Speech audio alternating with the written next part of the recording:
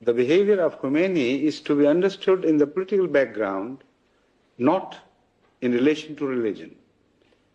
Previous to Khomeini, as you well understand, there was a long rule of Shah of Iran, who was fully supported by America and generally supported by the Western powers.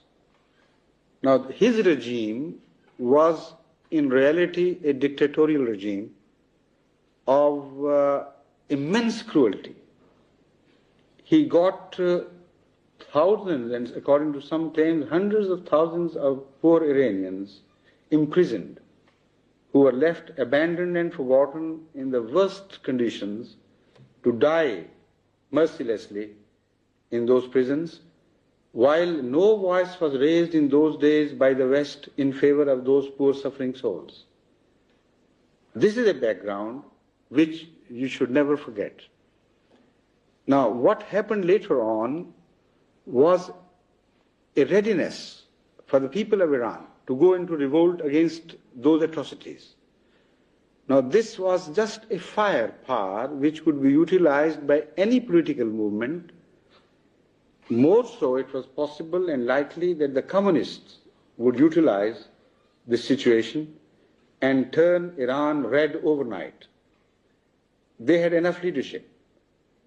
But fearing this, some Western powers provided Khomeini not only canopy in France, but also provided him with untold amount of money to launch a propaganda movement in Iran, so that instead of Iran turning left after the ouster of Shah, it would turn right. Now, they were hoping that the right in religion would also be the right in politics. That is to say, they confused rightism in religion with the rightism in the political term, that is capitalism. Now, Khomeini knew very well that he was a product of the Western support. And he also knew that if he did not do away with the Western-minded people in Iran, his days would be numbered. He also knew that an immediate attempt would be made to oust him from the power and replace him with the friends of the West after the coup had taken place. And he was also aware of the fact that there is intact communist leadership, which was trained by Dr. Mossadegh earlier, and which was deeply entrenched in the Iranian society, which was capable of taking power from Khomeini. So what he did was, of course, cruel. I do not agree with that. But it was a political compulsion for him, because all totalitarian regimes are bound to enter a fury of murder and cruelty to safeguard their survival.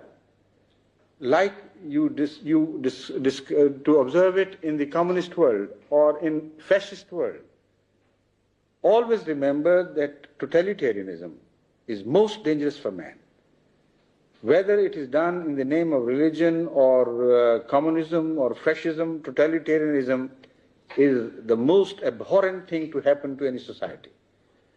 So it was not religion, it was this totalitarianism which befell Iran. And out of his compulsions, naturally he started not only beheading the political rightist, but also the political leftist. But you seldom heard of the murder of the political leftist in the Western world, because your media highlighted only one-sidedness of what he did.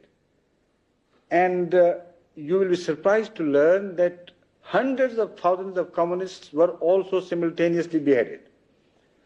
So what he did was, he tried to perpetuate his rule and the rule of a small clergy there, because he had gained power in the name of an ideology. And that ideology, if given ordinary chances of fair play, could not have survived there, because it was cruelty against which Iran was reacting.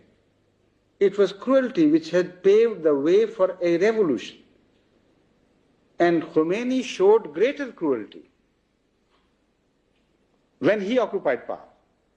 So had the West left Iran alone, I was quite certain that there would have been another revolution which would have wiped out Khomeinism from Iran. But very stupidly or naively, to be more civil in my expression, America did not stand alone. It was America who coaxed and patronized through Saudi Arabia the regime in Iraq to attack Iran and teach them a lesson for defiance against the higher will of America. Now that was a very ill-conceived plan. It gave a completely new life, new lease of life to Khomeinism. 11 years of Khomeini's rule got extended beyond their natural survival in their war against Iran. So it was a very complicated thing to happen and very unfortunate thing.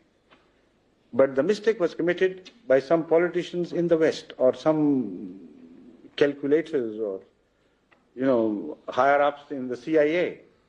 But it was a total mistake and total failure and a total flop. Now they have given a new lease of 11 years to Khomeinism, and in this process, the mediocre leadership, the well-balanced leadership on which you could pin hope for the future of Iran has already been destroyed. I don't know what may happen tomorrow, but I know that whatever has happened is very unfortunate.